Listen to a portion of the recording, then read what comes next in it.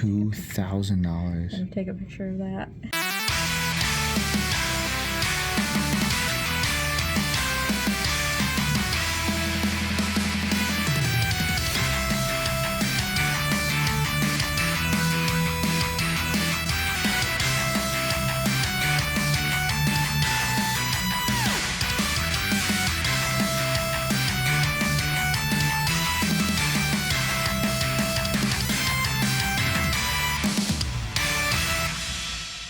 So we're here at downtown Frankenmuth. I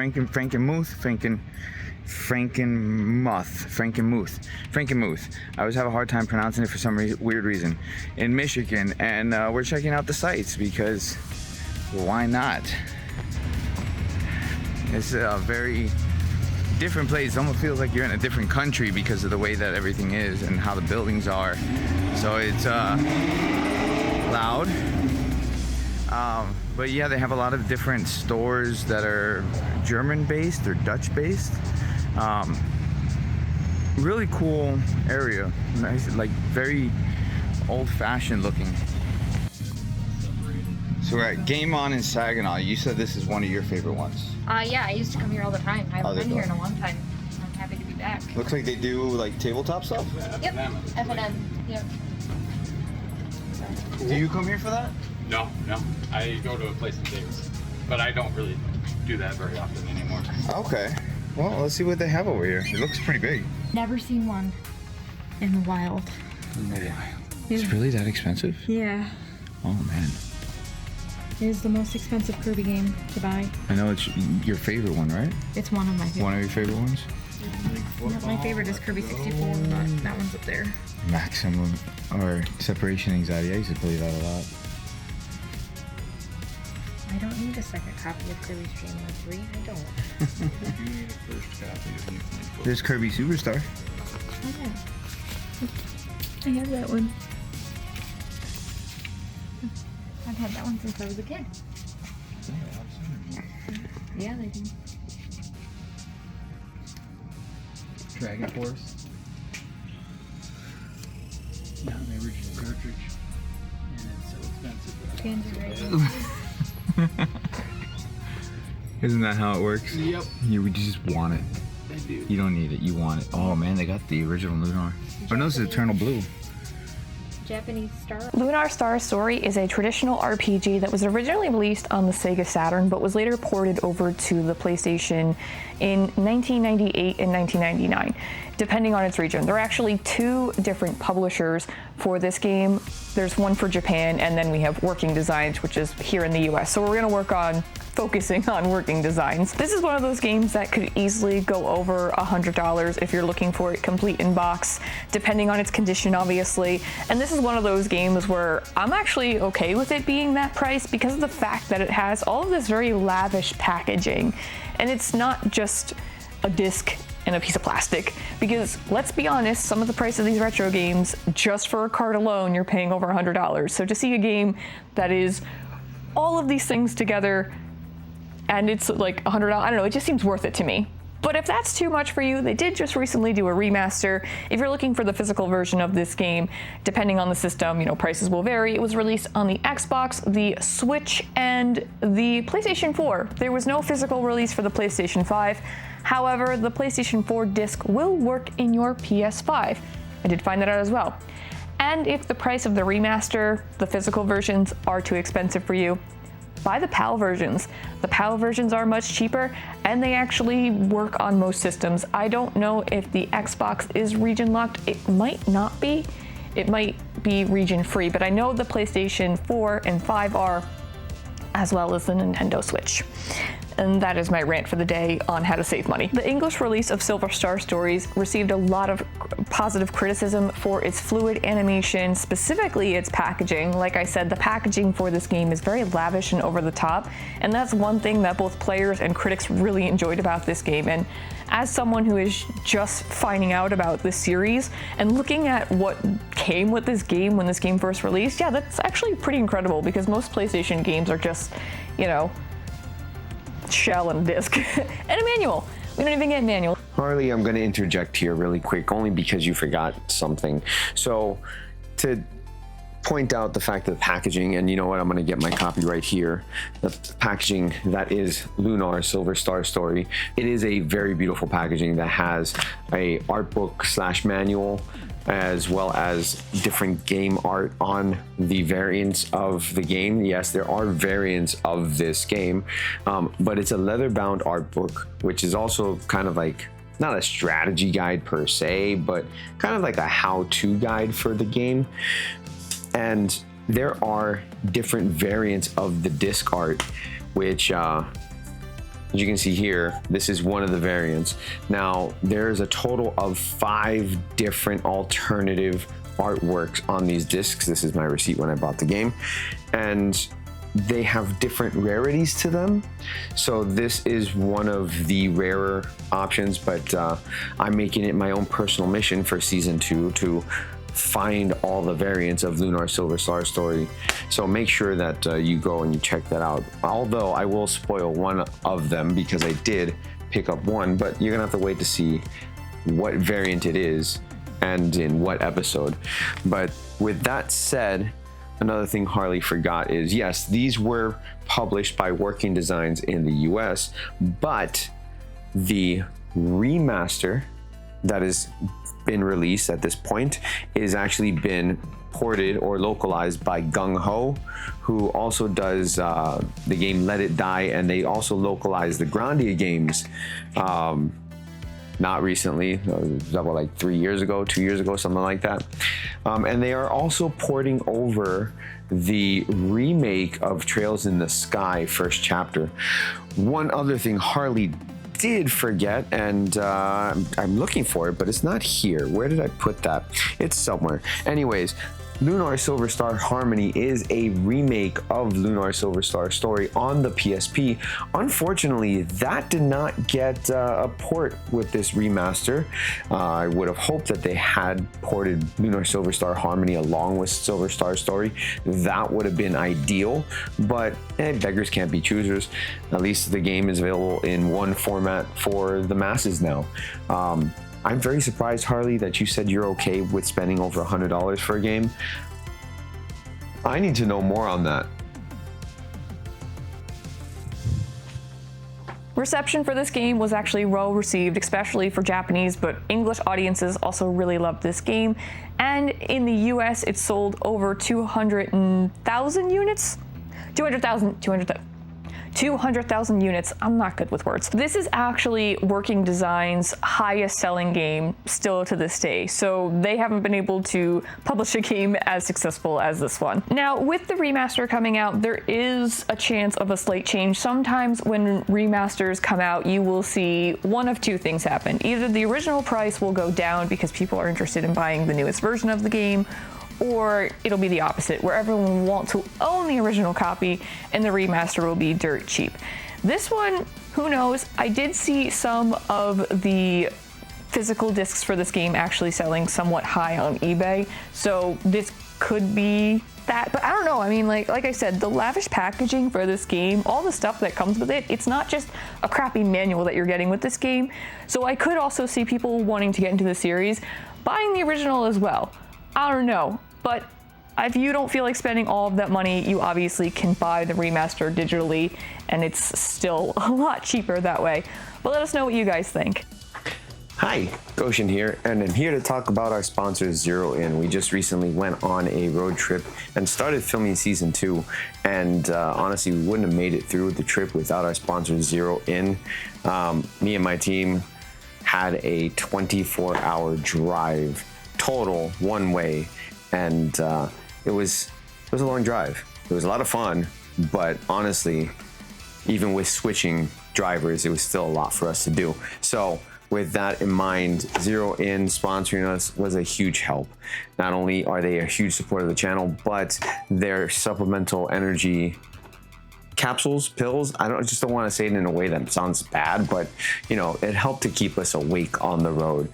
You know, having the amount of a cup of coffee as far as caffeine goes in a pill or capsule. We're gonna go with capsules because it says veggie capsules here.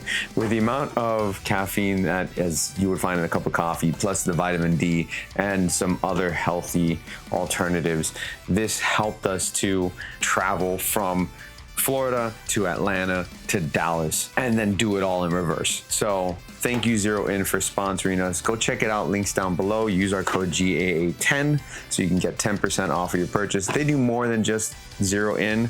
Root is the brand name, and they do coffee as well as other supplements, especially if you're in the fitness landscape. Anyways, thank you again Zero In, and we'll go back to the show. Ocean. Sega CD Lunar.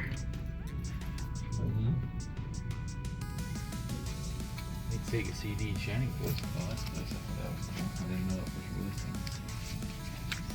releasing. East 3, $100. That's expensive.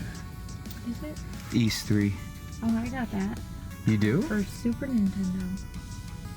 Did not pay nearly that much for it. I think like $40 for it. I think the Super Nintendo version is probably cheaper. Yeah. It's more common. I can't believe that could be Joe and Mac. I used to play that a lot. crazy. I've never seen one of this. Little Samson. They have a copy of Little Samson. $2,000. And take a picture of that. Little Samson is a 1992 action game that was developed by Kuro and published by Taito on the NES. Those two things are really important information. That it was on the NES and that it was developed by Taito. Published by Taito. Words are hard. This game, you play as 4 heroes who are trying to stop the Demon King. We're not really going to go into gameplay. We're talking about why this is so expensive. Because this is one of those really expensive NES games.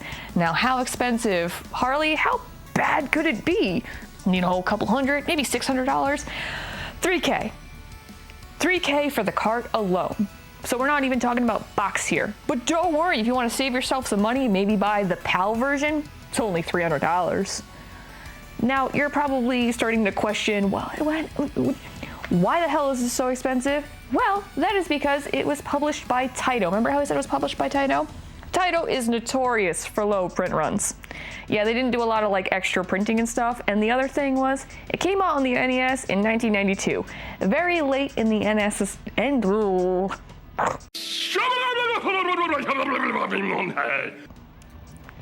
English is hard. Okay.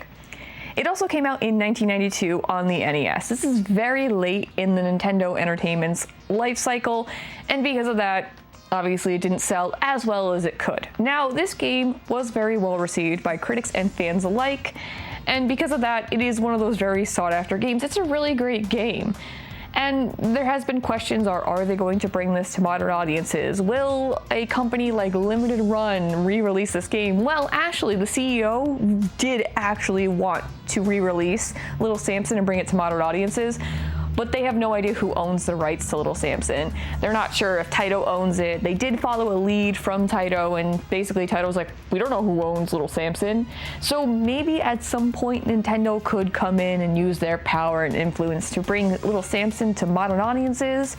Probably not, but that would be really cool if they did. Because I feel like if they did re-release a game like Little Samson, it would really, so many people would want to buy that game, especially because of the fact that it's a 3K game alone. That is enough of a reason for somebody to want to buy a remastered version. Let's be real here. I don't know if I had another point to say. No, I didn't. I think that was everything I had to say. Nope, can't think of it. Nope, that's all I have. All right, I don't know about you guys, but I think this is going to be one of those games where I will emulate unless there is a obvious remaster in the future, which who knows, because if we can't figure out who owns the rights to Little Samson, crazier things have happened though, where files and rights for different IPs have come up and they have been able to straighten things out. So it's not completely out of the realm of something that could happen, but it's not likely to happen. But let us know what you guys think, because this is definitely a really interesting topic. A lot of these games that are kind of lost to time because we don't know who owns the rights to them. And it's kind of scary, which is really important why we have foundations like the Video Game History Foundation, who backlog and catalog all of things that are video game related, because companies don't actually take the initiative to do that. Some of them will, but a lot of them don't. So that's a whole rant for another day, but let us know what you guys think. I think that's probably the most impressive game I've seen so far. And they really do go for that much. That's not overpriced. Actually, that's underpriced for that one. Zelda, no map. I don't care. That's still a nice box. Actually, But box. that's not the gold card though. No, it's not. I have the gold card complete in box. You do? Yeah. Oh, I'm jealous. Yeah. I got it. There comes stuff. Yeah.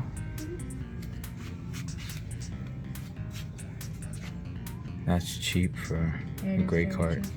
I need almost letter adventures. Oh, we're battle 64. Oh, yeah. 125. Those are crazy expensive.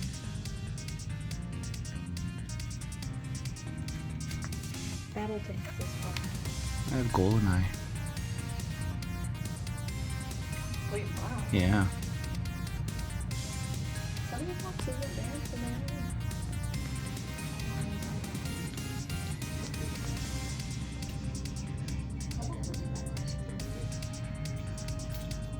Kuon and Haunting Ground.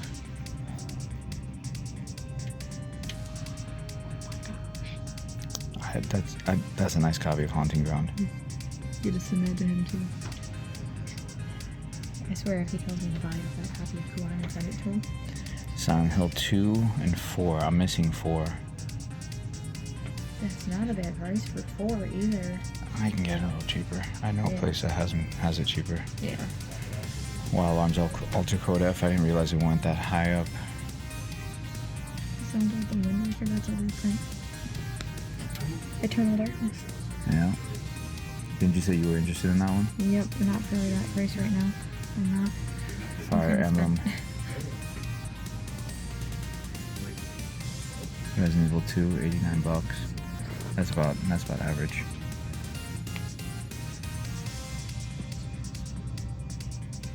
They don't have the Pokemon ones on this one.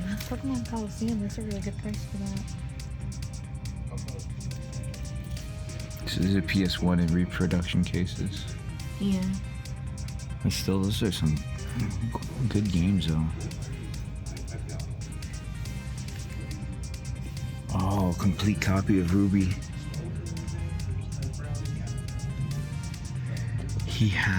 They have Persona. That's a great price for Persona. I spent about 4 something on my Persona. Wow. Shin Megami Tensei Persona, or Persona Revelations, the first Persona game in the now immensely popular Persona franchise. This game, now brace yourself, is a spin-off within a spin-off of a much broader universe. The much broader universe being the Megami Tensei universe, which then encompasses all of Shin Megami Tensei and Persona, as well as all the spin-offs. This was a spin-off of the Shin Megami Tensei timeline. And honestly, besides gameplay, and the only portion of the gameplay really being similar to the Megami Tensei or Shin Megami Tensei series or franchise is really the first-person dungeon crawler aspect of it. The rest of it is different. And the thing is with this game in particular, this game, first off, is a very expensive game. I highly don't recommend buying it. I really, unless you're like an avid collector like me, I would not recommend buying a copy of this game. First off, there are much better ports of this game, and the port being the PSP remake, well, not really a port, but the PSP remake being a better version of this game. But by the way, the PSP remake is expensive as well, but it's a much more fleshed out version of this. This game released over here in the US, and it was heavily censored, and they decided to do some odd choices with things, such as race swapping, which was kind of weird. And they changed a lot of the names of the characters and different things that just kind of Americanize it, but in the worst way possible. Like the localization of this game is regarded as a very bad localization. So that's why, like, I tell people, if you're gonna play this game, you're gonna play the remake, which again is a much better version of the game. They left it as it is instead of, you know, the heavy censorship in this because of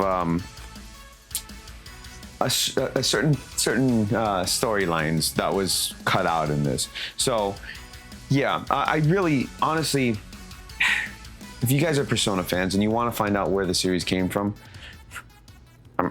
emulate it. I was gonna go like this because my microphone's here, but I went like this instead. You get the idea. Emulate it. And like, honestly, these games, they're okay. They're okay. I'm not gonna hate on them. They're rough plays. And again, they don't have a story that coincides with the other games, aside from part 2. But if you're a fan of the franchise and you came in with 3, 4, or 5, you're fine. Honestly, you're fine. I know some people are gonna be like, "Oh, you're not a true Persona fan unless you played all of them." Listen. I'm gonna tell you, as a true Persona fan who's played all of them, you don't have to play this one. Okay, you don't have to. It's okay. It's just not it, man. It's not. Expensive game. This is where it started. Persona Revelations, which Revelations, by the way, means new. So does Shin Megami Tensei, like new. Yeah, no, you're gonna find a lot of recurring things that are in the later games. You're gonna find them in here as well. So a lot of demons that are recurring demons in other games. The story is decent enough. If you really want to see where it came from, go play it. But honestly, you don't have to. I love the Persona franchise. I can't wait to maybe talk about some other ones, go a little bit more in depth. But right now, that's it, man. Like Persona 1, it doesn't have too much to talk about because the history of it is kind of very brief. Like it was localized over here in the US, and it was a bad localization. It was a rare localization, and Atlus, or especially old Atlus games, have become very rare because they didn't produce a lot of these games. Atlus wasn't a huge company back then, and because of that, the production run of these games was very limited. So that's why you've seen a lot of Atlus games are highly regarded in the collecting space. That's why, like for me, for example, I have a lot of Atlus games, and I've been collecting Atlus games for a while. The thing with Atlus now is very different than what Atlus was back then, because Atlus now is owned by Sega, which back then they weren't. So now they got that Sega money, which is why you started seeing Persona 3, 4, and 5 have a much larger production budget and are much larger games as opposed to what they used to be. So like these games, while they are long, they are typical for what you would find in a JRPG, being 40 to 60 hours. But Persona now, anybody who's played Persona 5 would be able to tell you it's a 100-hour game. So it's double the length because it's a much larger budget because they got that Sega money. And Atlus honestly puts out good games. And that's one of the other reasons why people love them so much. It's not solely because they are a hot commodity with collectors, but they put out good games. They take their time to release games. Their games release and they're not broken. And that's really important. I will continue to shill for Atlus because they have good production value, and my God, I highly recommend it. I don't see Kirby.